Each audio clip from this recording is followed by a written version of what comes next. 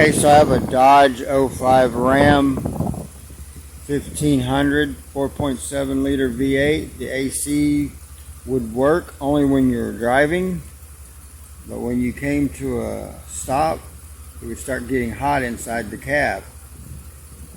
So it has a fan here mounted on the driver's side. Apparently it wasn't working. That's what keeps the air cool. So when you're driving, you're getting airflow. When you stop, there's no airflow without that fan working. It wasn't keeping the cooling lines going correctly. So, I thought, I gotta replace the motor.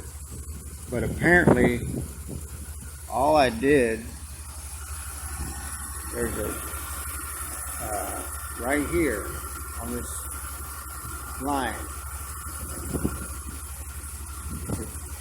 thermostat connector. All I did was unhook it and hook it back up.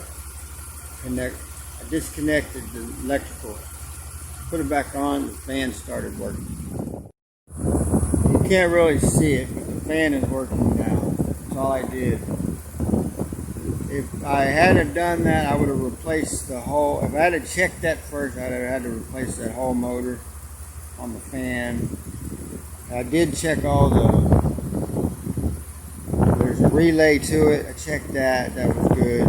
There's a fuse to that fan. There's 2 fuses on this truck that go to this fan. I checked those were good. Then I just undid that electrical outlet like I said, and it started working. Right here.